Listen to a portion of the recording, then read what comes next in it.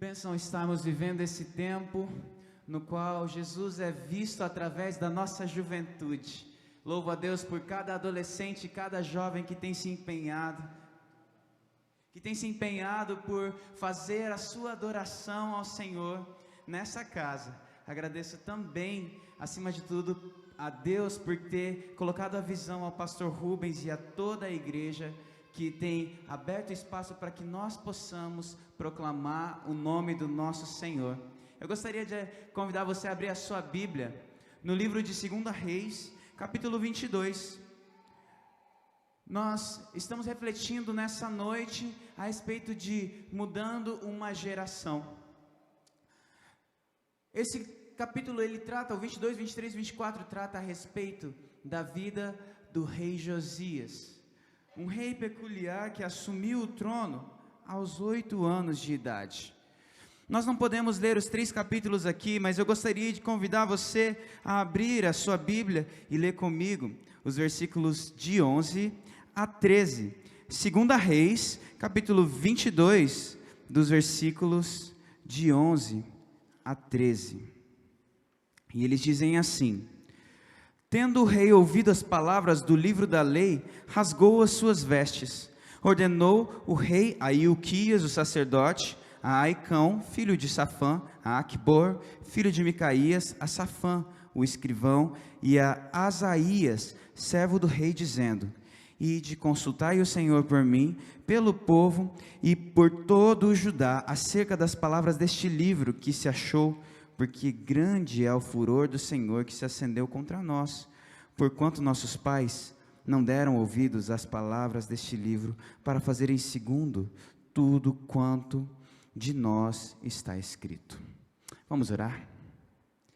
Senhor, obrigado, Pai, pela Tua palavra que é falada nessa noite. Peço em nome do Senhor Jesus que ela seja aplicada aos nossos corações, sejamos instrumentos do Senhor para uma geração que precisa de mudança. Em nome de Jesus oramos, amém. Quando pensamos em uma geração, nós temos pessoas que são jovens e outras que são crianças e outras que são mais idosas, e a gente percebe essa diferença de geração por gírias, por moda, por tantas diferenças visuais e às vezes até auditivas, como a música. Podemos experimentar uma grande quantidade de mudanças, mas a experiência que o rei Josias teve de mudança de geração não foi das melhores. O avô dele era um homem extremamente mau, Manassés, o rei mais maldoso que houve no reino de Judá, contrapondo justamente o rei Acabe, que foi um rei terrível em Israel. Logo depois veio seu pai Amon, do qual tão mal que era, seu reino durou não mais do que 2 anos e foi morto pelos próprios servos. Ali, Josias assume o trono apenas com 8 anos de idade e num reinado completamente caótico, efervescente, ebulindo. Mas esse homem, quando abrimos 2 Crônicas, capítulo 34, versículo 3, que também narra essa história, nós entendemos que o rei Josias tomou uma decisão aos 8 anos de idade, e ele diz assim: no 8º ano de seu reinado, sendo ainda bem jovem, ele começou a buscar o Deus de Davi, seu predecessor. No 12º ano, começou a purificar a Judá e Jerusalém dos altares idólatras, dos postes sagrados, das imagens esculpidas e dos ídolos de metal.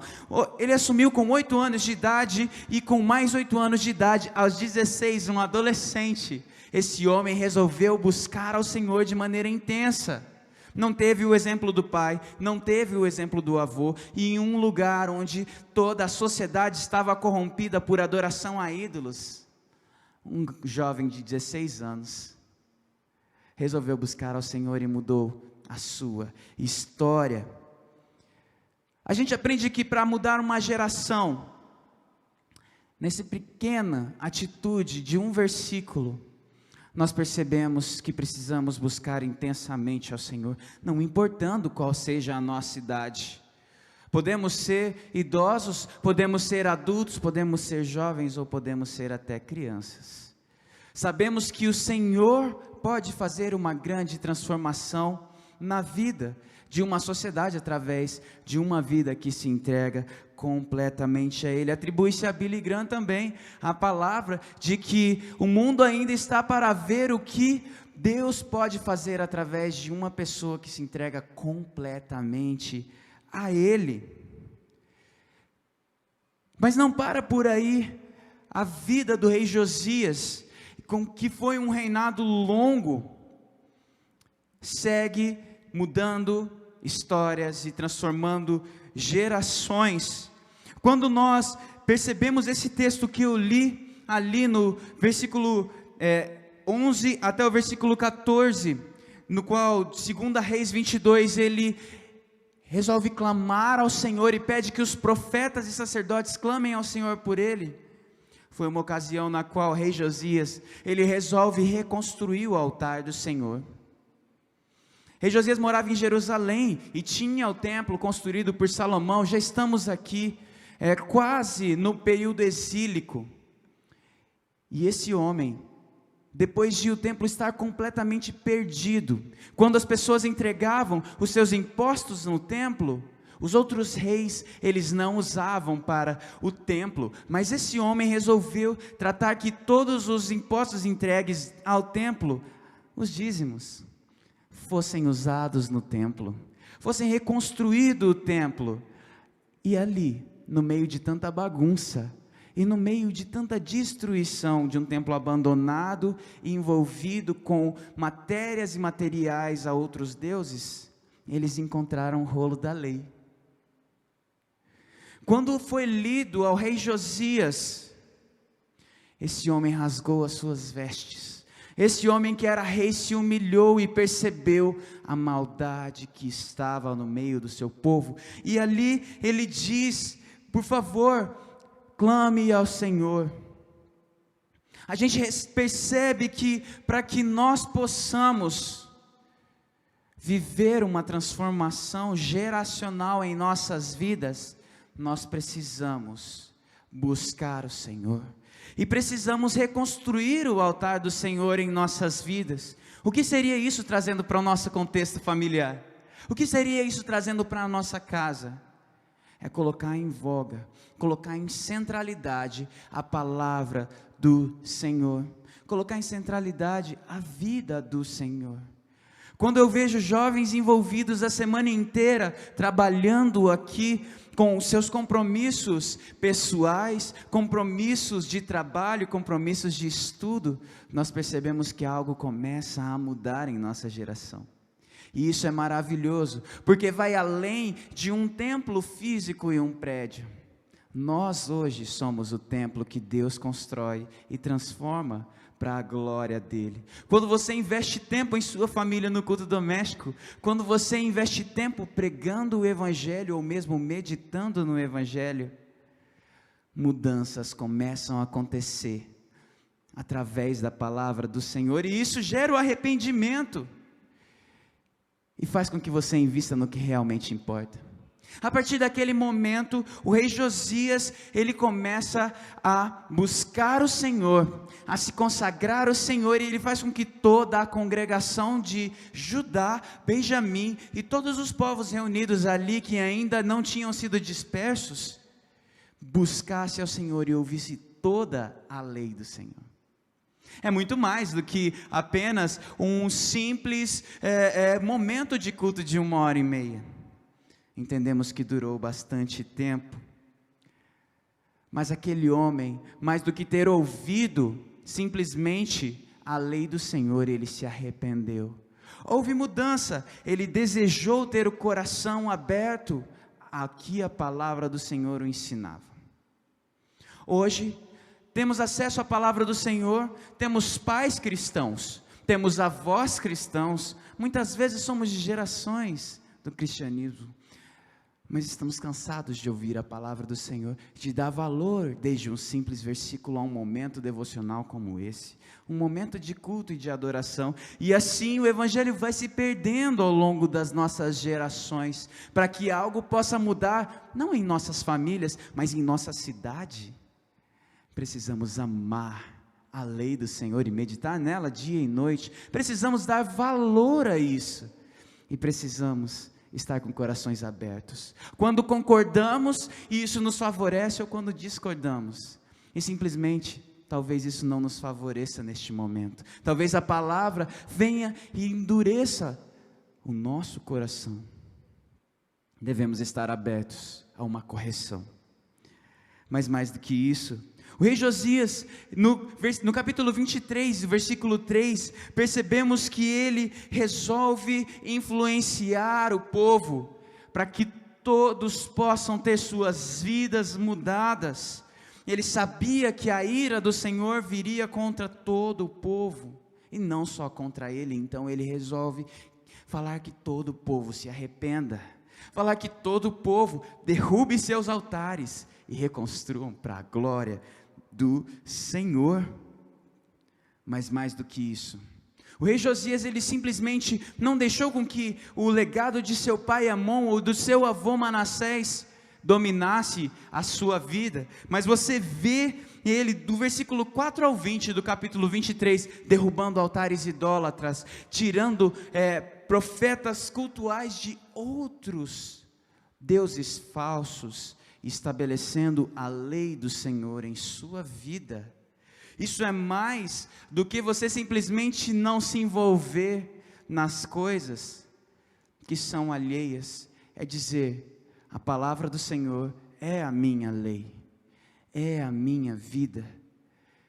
Muitas vezes nossos familiares trazem tantas pendências e tantos problemas históricos para a nossa vida, no entanto, nós tendemos a isolar isso e dizer, não tem nada a ver comigo. De fato, o pecado dos pais não são os filhos que pagam, mas quando queremos viver uma transformação de sociedade, nós vamos além, nós transformamos o mal que nossa geração antepassada fez em bênção.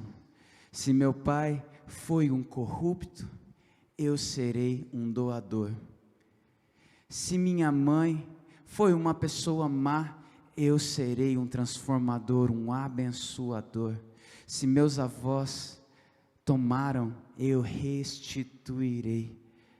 Essa palavra que Josias resolve fazer ao seu povo, de restituir a lei do Senhor, porque ele diz, não é certo que nossos antepassados fizeram, e quebrou tabus, e transformou pela palavra do Senhor.